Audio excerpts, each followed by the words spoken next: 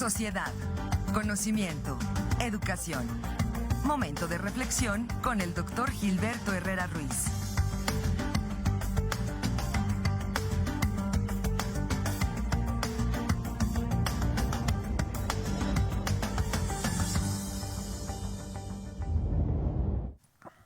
Pues bueno, como se lo anunciábamos antes del corte, y como todos los viernes está aquí con nosotros el doctor Gilberto Herrera Ruiz, a quien agradecemos siempre su tiempo. Doctor, ¿cómo se encuentra? Buenos días y gracias por acompañarnos Muy bien, como siempre. En este fin de semana, fin de periodo legislativo, fin de muchas cosas en este 2024 y tal vez como preámbulo de lo que podría venir en el 2025, doctor. Así es. Sí, 2025, bueno, ya la presidenta ha empezado a marcar camino y un tema importante va a ser el tema, pues, del agua. Sí, la discusión ahora sí de cómo quedará la Ley General de Aguas, que era una obligación que tenemos y un retraso que tenemos desde hace años, y eso yo creo es muy importante. Y bueno, hemos discutido mucho este tema de las concesiones, asignaciones a privados y demás, pero un tema que también tenemos ahí al lado es las concesiones que se dan para la industrialización del agua, ¿sí? Y un tema importante es el agua purificada, ¿sí? La universidad, de hecho, el gobernador nos acusó que aquí vendíamos agua. Aquí no vendemos agua, ¿sí? Desde mi tiempo no. Aquí dejamos de comprar agua afuera. Hicimos AGUAC para dejar más de 100,000 botellas como estas de agua. Comprábamos afuera en la universidad y dejamos de hacerlo. Pudimos hacer nuestra propia planta. Yo le decía a la Facultad de Química, fue la encargada, si nos enfermamos o sabe feo es culpa de ustedes, y eso habla del nivel académico. Y no, nunca hubo nada de ello, y es ya una marca muy conocida ya en la universidad y que todos los días convivimos con ella. Pero bueno, ¿por qué peleábamos eso? Por el precio que le han puesto a este tipo de producto. Hace un siglo, en el caso del petróleo, ¿sí? Era la del petróleo, lo teníamos ahí, hablemos de 1924, pues ahí en Tampico, y se lo estábamos regalando a las empresas extranjeras hasta que se nacionalizó en el 38. Lo mismo está pasando con el agua, ¿eh? O sea, un barril de petróleo, ¿sí? Que ha hecho ricas a muchas naciones, ¿sí? Son 159 litros de petróleo crudo. ¿Sí? Y en por supuesto, de egresos lo pusimos en 57.80, o sea, $60. ¿Sí? Ponle 1,200 pesos.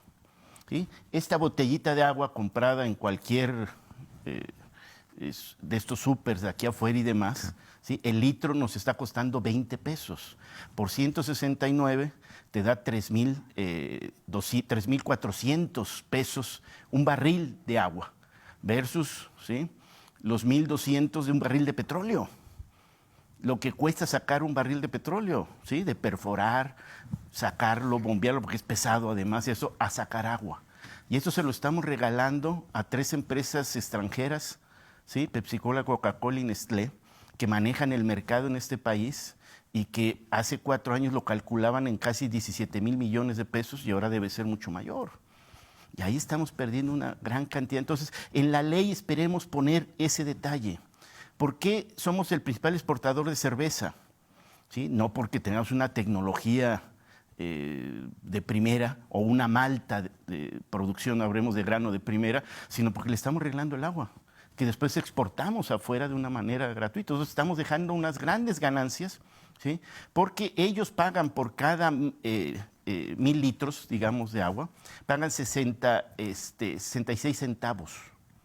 66 centavos le pagan a la nación porque esto pertenece a la nación, constitucionalmente, el agua. Entonces estamos pagando, y ellos cobran, ¿sí?, los 1,000 litros en 20,000 pesos. Eso es lo que estamos trabajando y lo que la ley va a tener que revisar, ¿sí? Eso yo creo es fundamental. Habrá industrias estratégicas, ¿sí? ¿Sí? Pero lo que es estas, yo creo que, o sea, yo cuando era pequeño, ustedes están jovencitos, pero cuando yo era pequeño y jugábamos fútbol, había tomas en la calle, y ahí abríamos y ahí tomábamos agua y nunca nos enfermamos ni nada, y todas esas fueron desapareciendo para darle entrada a esto.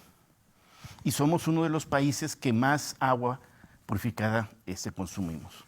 Entonces, los municipios, ¿sí?, y los estados y el país entero va a tener que empezar a trabajar en bebederos, como lo hace la universidad, que también uno puede traer su su botella y llenarlo en varias facultades de una manera gratuita o incluso si quieren pagando, pero que haya ya bebederos públicos debe estar en la ley, ¿sí? Que no haya necesidad de entrar y comprar y revisar estas concesiones de agua, ¿sí?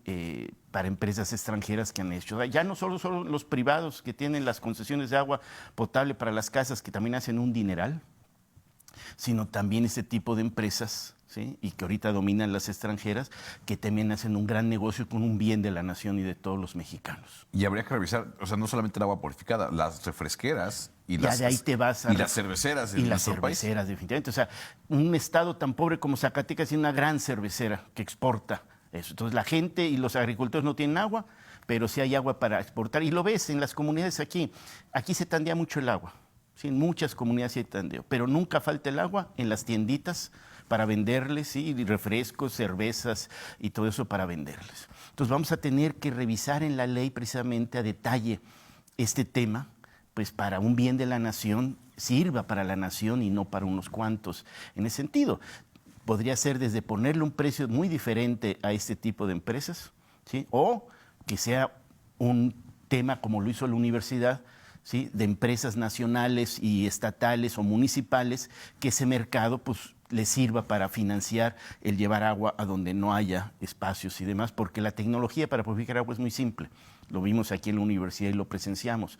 O sea, no es enviar un cohete a la luna, simplemente purificar agua. Entonces, esa tecnología está accesible hasta para un municipio, ¿sí? Y empezar a trabajar este tema que va a ser importante. Así te decía, así como el siglo pasado la riqueza de muchas naciones las dio el petróleo, ahora las va a dar el agua. Entonces, o cuidamos bien este bien de la nación, o vamos a pagar las consecuencias a futuro en sentido, y hace un año fue una advertencia, ¿sí? Total. Ya varias, perdón, Alfredo, adelante. No, y le quiero preguntar cómo garantizar justamente, porque será o es un derecho el acceso al agua, pero cómo poder garantizarlo, por ejemplo, para zonas de Querétaro en donde en estos momentos... Bueno, pues, eso sí es también vital. O sea, el derecho se estableció ya en varios criterios, y uno va a ser el económico. Que no haya un pretexto económico para que no tengas acceso al agua, y eso también va a tener impacto en los medidores. Sí, o sea, tú para un contrato de agua ahorita en la Sierra Queretana les están cobrando 50,000 pesos, la SEA. 50,000 pesos.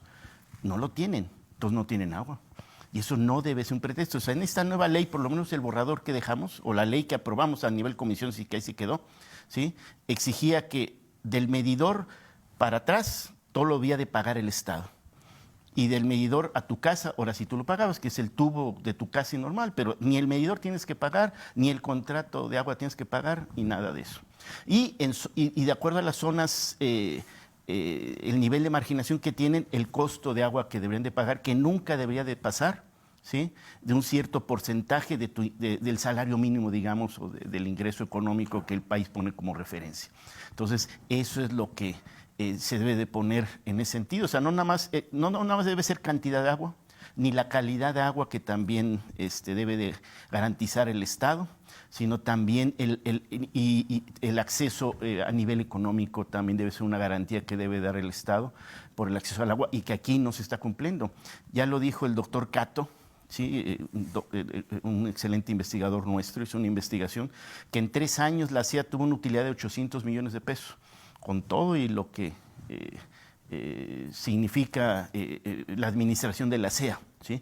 Todavía a pesar de todos los errores y todos los detallitos y mejoras que debe tener administrativamente, tuvo una utilidad de 800 millones de pesos. O sea, no es necesario cobrar tanto por el agua en ese sentido. O sea, hay espacio para que sin que el Estado tenga que subsidiar, se pueda abastecer a todos los queretanos de agua a un precio correcto en ese sentido. Y eso van a ser los grandes temas. Le iba a preguntar, porque mucho se ha señalado también por académicos, investigadores, que así como existe este fenómeno denominado el huachicol, que es el robo de combustible, también existe en el tema del agua. Hay robo del agua para diversos fines. Sí, claro. Y sobre todo en la parte industrialización y demás, que también se tendrá que revisar. Esta ley del gobernador ahí sí es muy severa contra el huachicol del agua. Yo creo que se tendrá que dejar esos temas. O sea, no todo está mal en la ley, pero lo que le criticamos esa ley ¿sí? Fue el haber, de alguna manera, porque imagínate que ahorita cambiemos la ley. Todos los que ahorita tienen concesión por 20 años se las va a tener que respetar o indemnizar en términos de ellos económicos, de su perspectiva económica, no de lo que pagaron.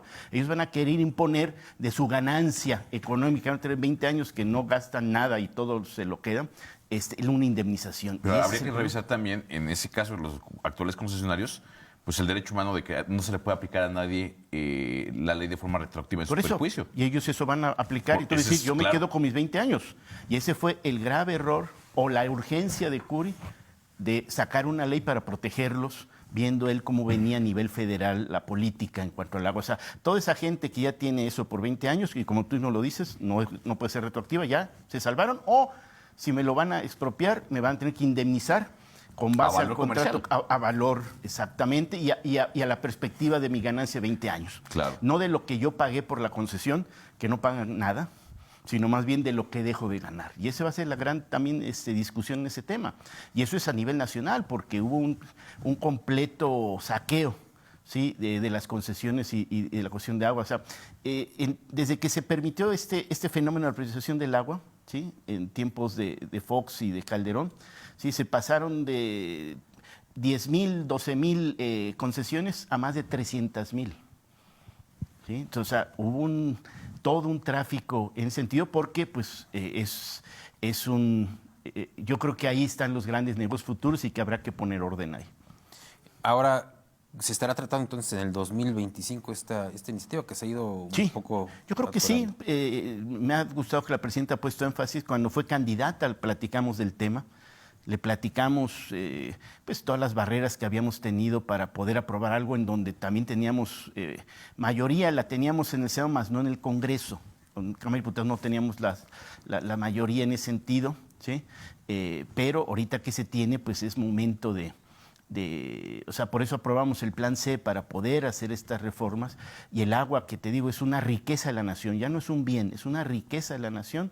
Que estamos regalándole a empresas extranjeras y a privados, etcétera, y que se han hecho multimillonarios con ello, el cambiar ese fenómeno para que sea una riqueza de todos los mexicanos y no de unos poquitos.